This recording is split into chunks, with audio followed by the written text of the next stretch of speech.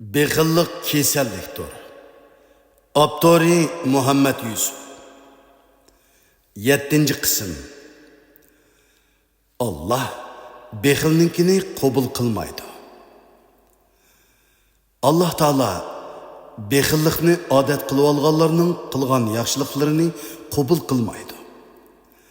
Bir kuni Ansarlardan Saylaba ibn Atib degan kishi Peygamber aleyhisselamның huzuriga kelib, "Ya Rasulullah, bana Allah'ның baylık berişi üçün bir dua kılgan bolsun eken," deydi.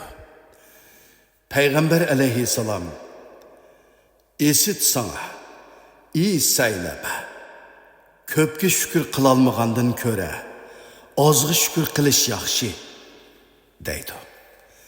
Saylaba yana bir qancha kundan keyin kelib, yana shu talabni takrorlaydi.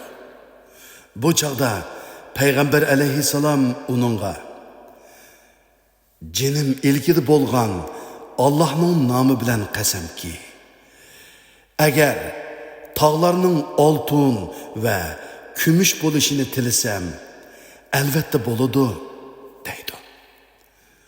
Saylaba bir qancha kundan keyin yana kelib o'xshash talabni takrorlaydi va "Ya Rasulullah, o'zlarini haq din bilan avatgan Allohning nomi bilan qasam qilamanki, agar Allah menga pul mol ato qilsa, barliq ehtiyoj egilariga tegishlikini beraman," deydi.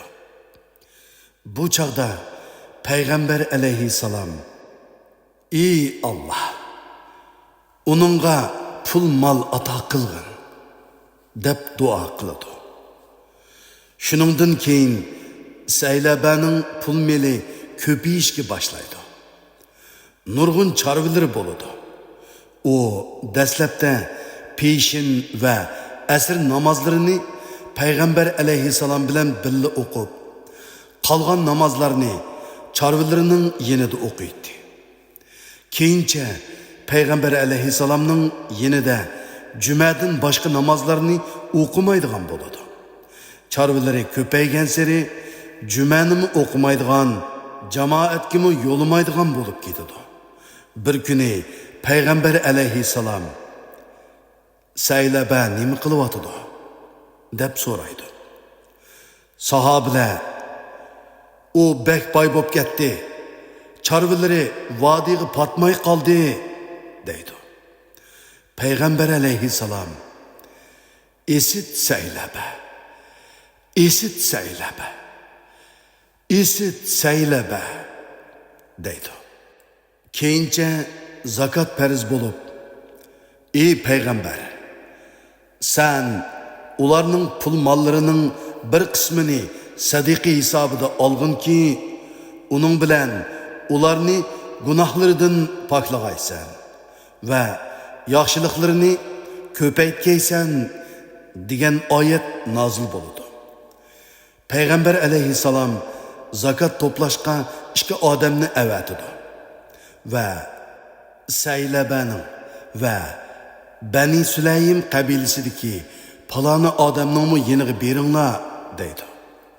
Ular Saylabaning yeniga berib zakot berishini talab qilganda, Saylaba, "Bu jizyaning o'zi yoki shuningga o'xshaydigan bir seliqkan-ku. Bo'ldi, men pul melimni yig'ib bo'lganda kelinglar," deydi va zakotni bermaydi. Ular Bani Sulaym qabilasiga berib, ularning zakotini yig'idi. Ondan ular Saylabaning yeniga yana bordi. Bu qitim Saylaba, "Bu bir jizya yoki jizyaga o'xshaydigan bir seliqkan.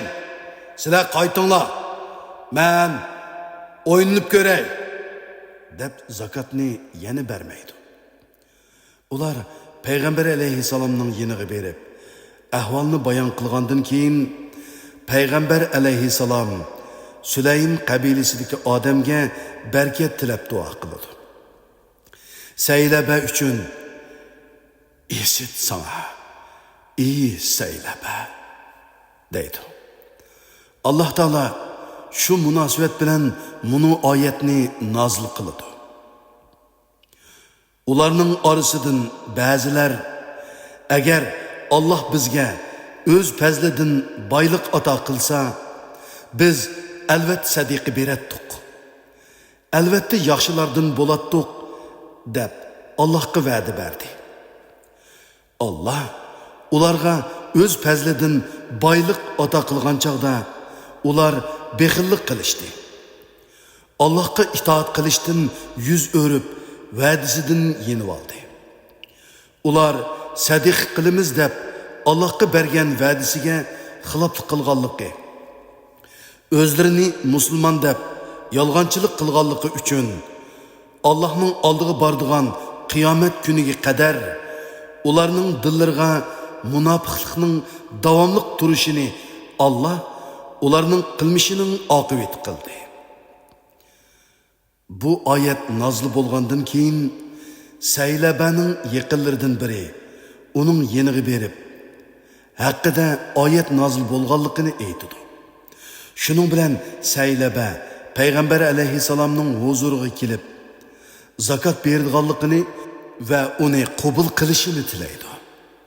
Ammo payg'ambar alayhisalom uningga Allah meni sening zakotini qabul qilishdan mani qildi deydi.